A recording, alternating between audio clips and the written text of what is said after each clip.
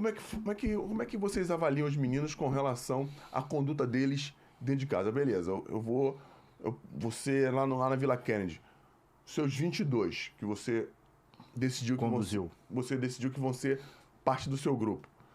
Eles podem ter qualquer tipo de comportamento fora dali, ou vocês exigem um certo tipo de comportamento, pode estar envolvido com o tráfico, não tem envolvimento com o tráfico, enfim, ou vocês querem recuperar um que já esteve, porque isso é legal também, né? Aí vocês acabam... Boa sua pergunta. Se você exclui um moleque desse, você acaba tirando a esperança dele de sair dali. Como é que é essa parada? Então, normalmente, lembra que eu falei que as lideranças... elas têm que ter engajamento naquele território. Sim. Então, assim, a gente tem hoje centenas de lideranças ligadas às favelas que já fazem um trabalho social consolidado dentro desses territórios. Qual é a nossa maior preocupação e a nossa maior perspectiva? É que esse trabalho seja democratizado dentro do território. Que não seja um trabalho dele, mas que ele democratize de forma mais abrangente possível. Por que acontece? Normalmente, esse camarada aqui, ele tem um trabalho consolidado, ele tem um núcleo dele de trabalho social, de projeção social, de esporte social, onde ele tem ali o grupo que ele treina. Que não é isso a Taça das Favelas. A Taça das Favelas, a gente deixa isso bem claro, é uma seleção da favela. Então, assim, pode o menino que é sem braço ir lá tentar e ser goleiro, pode o menino que... não tem chuteira ir lá treinar. Então, assim, em tese, o que a gente tenta projetar para essas lideranças que são referências nossas, para que ele democratize o máximo possível, porque quando ele democratiza, ele tem a favela toda em favor dele torcendo, porque claro, se amanhã a favela dele for para a final jogar na televisão, não é o grupo dele que está jogando na televisão, é aquela favela que está sendo representada de forma peculiar. Então, a nossa maior preocupação é que esse treinador, esse cara que cuida do futebol ou do esporte social dentro daquele território, tenha a percepção de quanto mais ele democratizar o espaço dele, mais ele fica empoderado, mais ele se torna referência. Isso vem acontecido porque quando a gente tem ou coloca esses meninos e esse treinador em rede nacional, né, por percepção ou por prospecção midiática, acaba que ele entendeu o processo e entendeu que tem que ser feito dessa forma. Então, assim, pode ser menino de qualquer natureza, desde que o compromisso dele seja com o esporte a partir daquele momento. Pô, não... Dessas competições... Não, fala você, pô, fica à vontade. Dessas competições, quais foram os jogadores assim que saíram e tiveram se projetaram no futebol?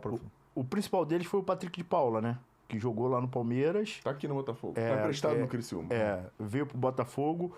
O Patrick de Paula foi bem bacana, porque o Luxemburgo, ele cita isso, né? Porque ele é campeão paulista, que o último pênalti é dele, Patrick. E aí, quando ele vai bater o pênalti, é interessante que E aí, todo mundo... Pô, botou um menino, o repórter pergunta pro Luxemburgo, botou um menino pra bater o pênalti? Ele falou, pô, esse menino sabe de fogo cruzado lá em Santa Margarida, tu acha que ele vai ficar com medo de bater o pênalti aqui? Então, assim... É fato, a gente passou por muitos perrengues muito piores. Então, assim, eu sempre costumo dizer que o nosso mindset, nossa mentalidade tá muito condicionada à pressão, porque as pressões que a gente passa dentro de um território são muito mais dolorosas e valorosas do que a pressão de um estádio, por exemplo. A pressão de um estádio é uma outra dor na barriga, é um friozinho que dá, que depois que você começa a jogar vai embora.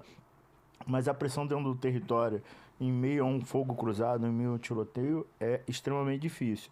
Que é a realidade da maioria desses meninos, né? Porque hoje a gente tem um problema de violência urbana em todo o estado, praticamente. Em especial no município do Rio. Então, assim, acaba que isso reverbera.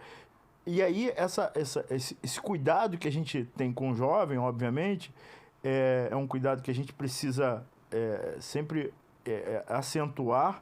Porém, quando tem esses momentos em que precisa do psicológico dele, da mentalidade, da concentração, do foco, ele acaba surgindo E se algo der errado, ele não sente tanto em relação, talvez, a um outro jovem que seja de asfalto e tudo mais.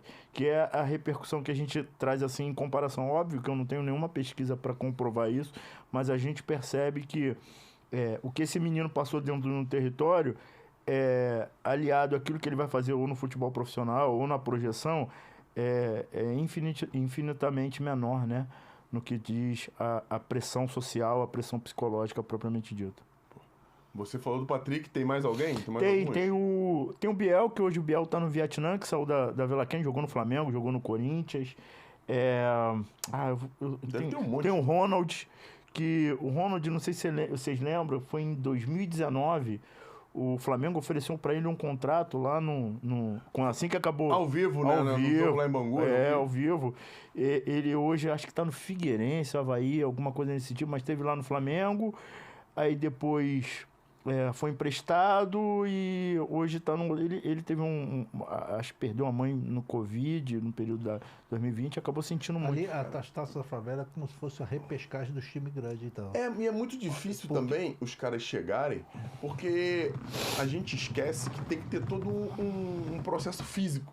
E o cara que não tem isso geneticamente, não tem essa herança genética, para você sair de uma Taça das Favelas e se incorporar em um time do Flamengo, por exemplo, para tu chegar lá e dividir no mesmo nível que os caras fisicamente, é muito, mas muito difícil, porque eu falo isso por experiência própria. Com propriedade. Porque dos 12, dos 10, você acadêmico, pode me falar isso melhor que eu, dos 10 aos 12, dos 10 aos 15, dos 7, tem uma idade em que você precisa estar muito bem nutrido para fortalecer o seu corpo, você ganhar força, você ficar mais velho. E a gente sabe que quando você tem uma dificuldade financeira, essa dificuldade existe com relação à nutrição. E você sente falta disso lá na frente. Tem um déficit lá na frente. E ainda mais quando você chega num clube mais velho. Quando chega cedo, você passa por... Hoje em dia que os clubes dão alimentação, antes dava também, mas antes dava dinheiro, né? Quando dava, né? Isso. Mas hoje você pode tomar café da manhã nos clubes, você mesmo sendo da categoria de base, você almoça, já pensando uma tríade, nessa né? nutrição. Sono, alimentação e treinamento, eles têm que andar junto. Se não andar junto, você vai ter um déficit futuro bem promissor. Então, assim, em tese, é isso. E os moleques, para chegar no mesmo nível físico que os caras, tem muita dificuldade. Né? E vou mais longe, ainda tem a deficiência tática, né? Porque tática organizacional, porque em tese, quando você entra no clube e você tem um outro modelo que parece que é o mesmo, mas não é. Sim. Na verdade, que esse menino precisa se adaptar tão rapidamente. Então aí tem processo de adaptação, tem parte física, tem a parte tática, tem a questão técnica que a gente não pode deixar aqui de reverberar, porque, por exemplo, quando você pega um menino hoje do Sub-17, sei lá, do Flamengo, São Paulo, Palmeiras, esse menino está indo na seleção muitas das vezes. Então, assim, ele já, na seleção de base, ele tá numa evolução técnica muito superior ao menino que é o 10 da Vila Kennedy, por exemplo, ou o 10 do Muquiço, né? Então, existe uma distância que precisa ser percorrida, mas que pode ser estreitada desde que se faça um trabalho condizente. Não, assim, um trabalho a médio prazo, mas um trabalho a curto prazo, um trabalho a médio e longo prazo. Então, assim, é uma questão só de não querer o resultado de forma imediata a partir da decisão de captação desse menino. É isso. Cara...